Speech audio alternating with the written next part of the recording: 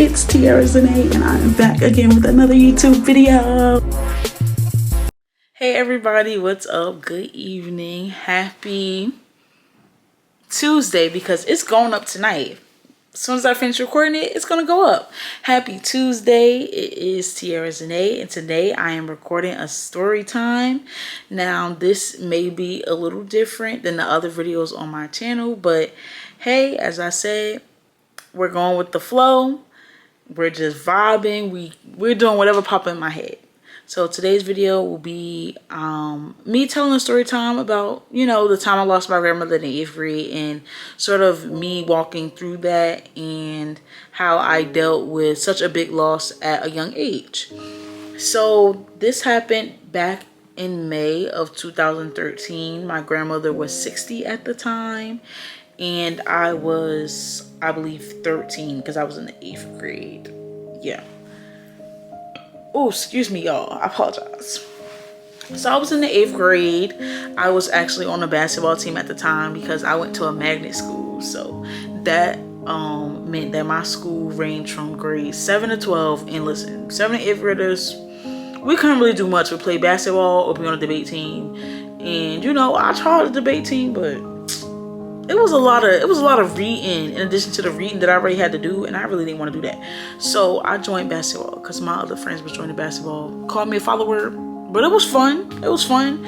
You know, 7th grade year, we lost every game but one. And that one game that we won, it was a forfeit. But 8th grade, we was going to the I think the championships. But anyway, I was at basketball practice, and my mother was trying to get in contact with me, but I was practicing, so I didn't have my phone on me. So my mother pulled up to the school, and she actually came inside, which was really rare because my mother, even if she got there early, she didn't come inside. So for her to come inside, it was like, okay, what's going on? And then she, you know, she came to me and she said, come on, we gotta go. And my mother just had like this look of worry and concern on her face. And, you know, I really pay attention to my mother's emotions. I always have since I was younger. So, you know, when I saw her looking like that, it made me worry. And I'm like, okay, like, what's going on? She's like, you know, she was telling me that my grandmother had an asthma attack, which I wasn't super worried that she had an asthma about her having an asthma attack in that moment, because she had asthma attacks before, like that I've remembered before, because she had pretty bad asthma, and I remember her having to get breathing treatments and going in the hospital, but you know, coming home, of course. So we go to my uncle's house because that's where she was when she had her asthma attack, but she had already been transported to the hospital.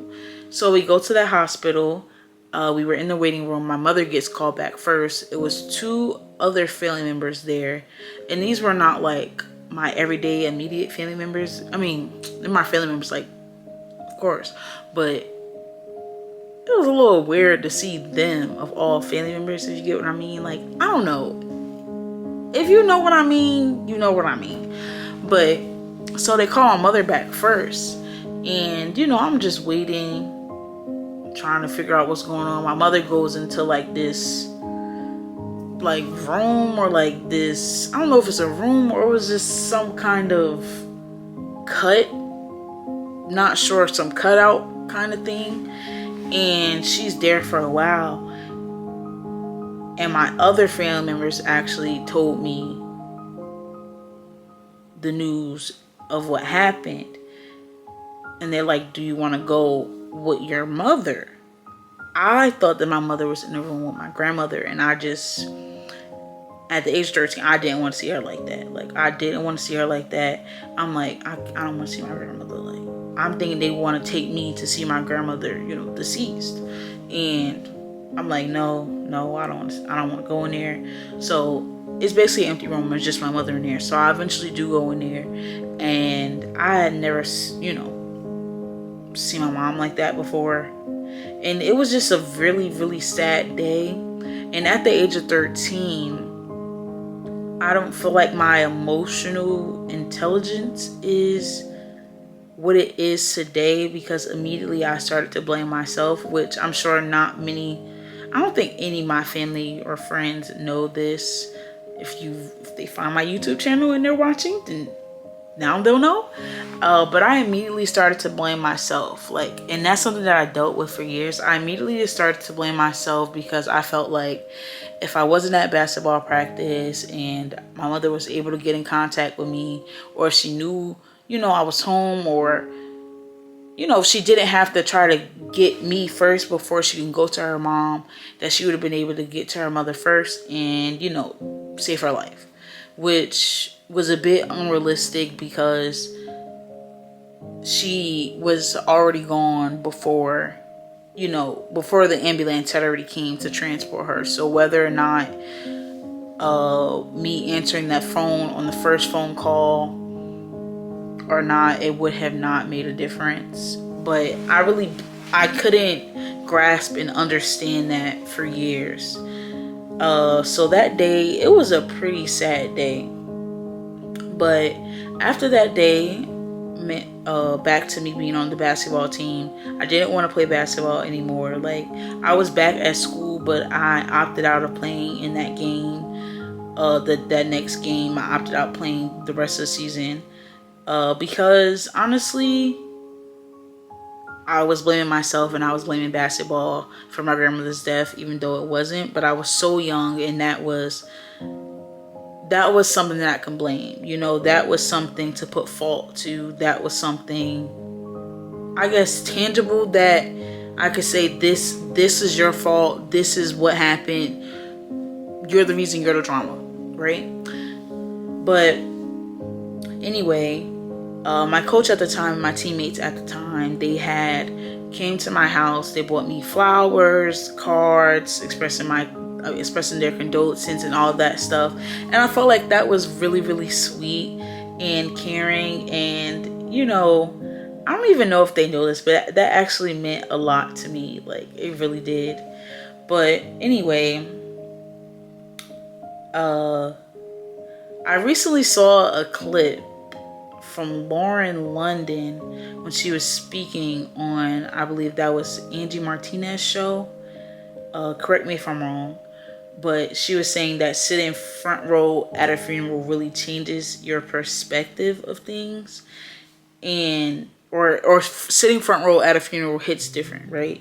So the first time I sat front row at a funeral that I could remember and that really had an impact on me was at 13, losing my grandmother. That was the really first loss that I had experienced, and it really felt like, you know, I had lost the most important person to me, because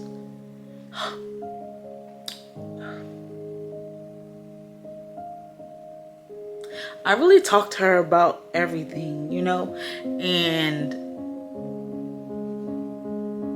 oh goodness, one second.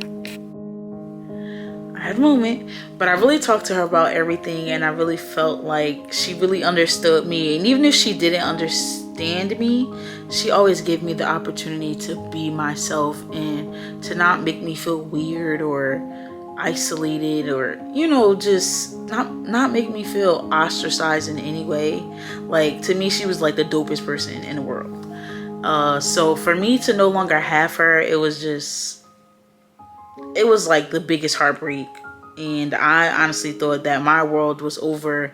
There was no coming back from that, and there was no way, you know, that I was going to get better, that things were going to get better.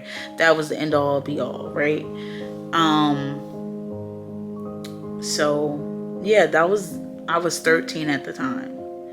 And honestly, that really affected me for the upcoming years, because, you know, at each milestone that hit differently. So at 13, I was graduating 8th grade. I had my 8th grade social, but something that kind of warmed my heart is that she did get to see my 8th grade social dress. She just didn't get to see me the day of my 8th grade social. So she did get to see me in the dress and everything, and she actually loved the dress. So that warmed my heart, of course. So yeah, as the time went by, you kind of get reminded of that absence.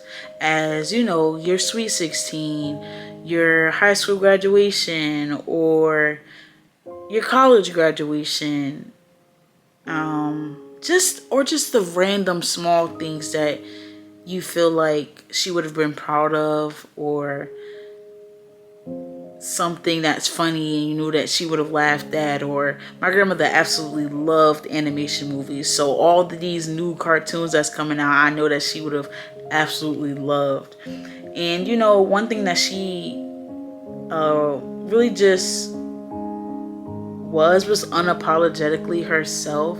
And I feel like that has given me the space and made an impact in me when I was young, that like what you like. If you like cartoons at whatever age you are, it's okay. Like, there's no age limit to cartoons.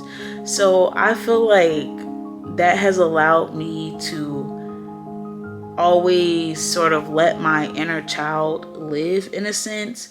So like, me and my friends, we are complete Disney heads. Like, we might do a High School Musical karaoke night. Like, you just never know. And I feel like without her making that impact in my life when I was so much younger, I would have been like, I would have been like, oh, they're childish, they're too childish to be my friends. Who knows? Like, who knows what I would have been, or what I would have been like if I wouldn't have got to experience her. So while it's bittersweet that I didn't get to experience her in my later life, I can see the impact that she made in the time that I did have her.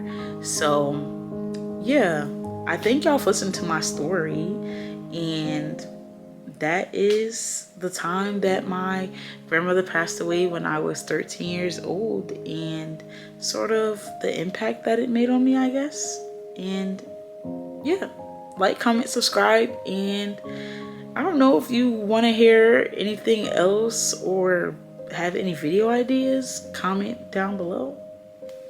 Bye.